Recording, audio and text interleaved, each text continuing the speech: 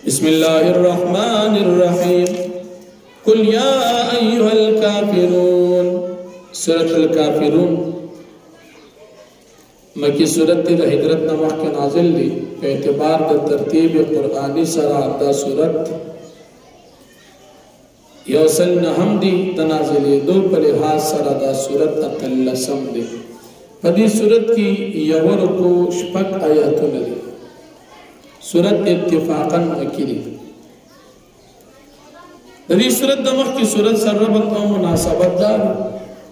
چه بمخ کی صورت کی نبی علیہ السلام فضیلت او د دشمن تردید شو اس پدی صورت کی د دشمنانو تردید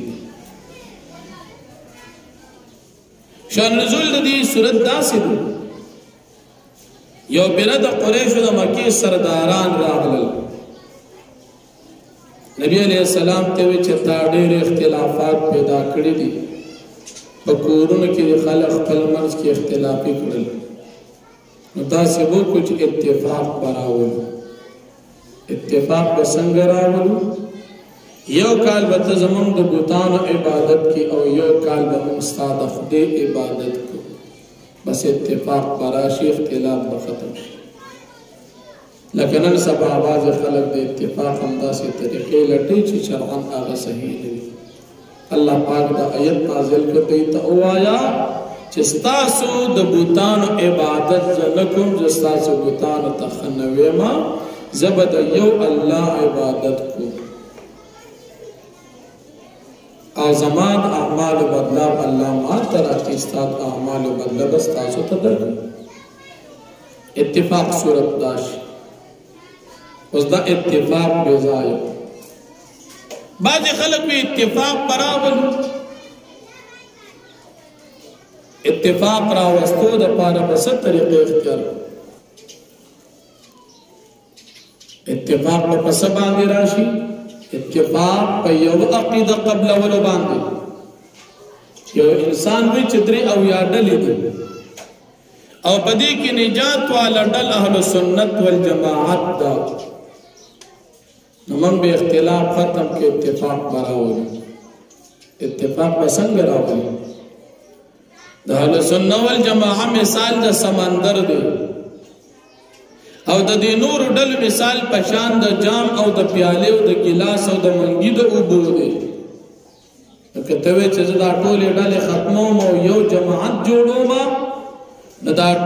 جام والا او گلاس والا او بالٹی والا او پا سمندر کے واچوا او کتوے چیز دا سمندر رالما او پا منگی کے او پا کوزہ کے او پا جام او پا گلاس کے چوما نو دا اتفاق بیان رازی غیر مقلدین بھی چمن کے اتفاق کو ایر خرد اتفاق دادی عقیدہ دا اہل سنت والجماعہ اختیار کا او پسلور مذہبون کی او مذہب باندیزان پابن کا اتفاق راہے او کتوے چیزا بسلور مذہبون خلق تا مشرکان بدعتیان او گمراہ ہوئے ما دا اہل سنت والجماعہ عقیدے تا بغلط ہوئے ما او بیابم اتفاق رازی دا پیادو باندے مٹایان خورل لی دا اتفاق نرازی اس کا سوپی مثال زمان کا دن سرمین دا او زمان دی مسلمانان سرمین دا زمان دا پختانو سرمین دا زمان دا دی کلی خلق سرمین دا اتفاق راولو اتفاق خدی و اتفاق دا سراری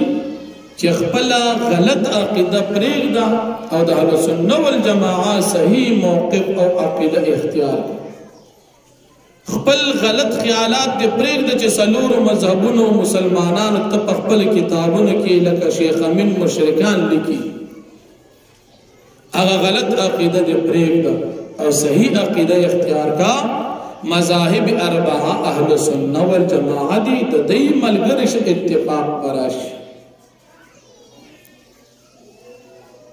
دا مذاہب اربعہ مسلمانان چی پدے سلور مذہب روان دی نو دا خسد یاد ندی روان دیتا دا اللہ حکم دی چی پا کما مسئلہ نپی گئی نو مجتہد پس لار شئی او دا مجتہد پس دل دا واجب دی په مذهب باندې چلیدل واجب دي او د مذهب پرې ښودل دا گمراهي ده. کوم انسان چې وایي مذهبونو والا خلق غلط دي دا په خپله غلط دي، مذهبونو والا ته ځکه غلط وایي. څلور مذهب مسلمانان دا حق دي. په تمام دنیا کې مذاهب اربعه د حق مذاهب دي. د دې څلور واړه مذهب مسلمانانو عقیده یو د اهل السنت والجماعت. الحمدلله امون د الله پاک نه پدې عقیده باندې مطمئن یو. د الله پاک نه پدې مذهب د امام ابو حنیفه رحمت الله علیه نه خوشاله یو. پدې عقیده او په مذهب موږ د الله نه ژوند او مرګ او آخرت غواړو او پدې عقیده او مذهب باندې موږ د الله سره دیدار غواړو. پدې عقیده او په مذهب باندې موږ جنت غواړو. نو موږ دې پرې ښودو ته تیار نه یو. که څوک چې اتفاق وکړي خپله عقیده پرېږدي نو دا زمونږ د وس کار نه دی. داسې کولی شو چې تاسو زمونږ تابع شي خپله عقیده اهل بدعو کفري شرکي د ګمراهۍ عقیدې پرېږدئ او د اهل سنت والجماعت پاک جماعت پابند او تابع شي. اهل سنت والجماعت د نبی علیہ السلام د سنتو او د صحابه کرامو د جماعت تابعداري ده. اهل سنت والجماعت کې پیغمبر علیہ السلام بم مني، صحابه بم مني، او کته وی چې صحابه نه منما او زه صرف پیغمبر منما نو ته بیا اتفاق نشي کولی. او یا د منیر کافر پشان بد شکل بد صورت منیر شاکر قبیح هغه وی زه اتفاق راولم او ټول د قرآن تابع شي او سنتم پرېږدي او صحابم پرېږدي. نو موږ به انشاءالله تبعثم د جهنم خشا کې موږ ستا سره مرګتیان نه کوو. نو په دې صورت کې مشرکان نبی علیہ السلام ته د اتفاق صورت وړاندې کو.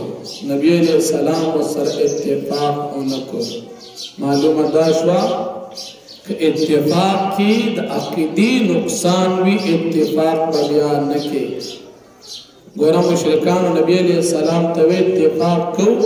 یو کال با زمون دا خدای عبادت زمون دا خدایان عبادت کو یو کال با خپل خدای کی. دا اتفاق صحیح نو. خپل عقیده نبی علیہ السلام تپری خودل دی اتفاق وی اللہ وی عقیده مپریگدا. نو مسلمان باندې که هر قسم حال نشي خپل عقیده د اهل سنت والجماعت باندې نه پرېږدي. خپل عقیده حق باندې پرېږدي، خپل مذهب حق باندې پرېږدي، خپل قرآن باندې پرېږدي، خپل پیغمبر باندې پرېږدي، خپل دین باندې پرېږدي، خپل حیا باندې پرېږدي، خپل پرده باندې پرېږدي،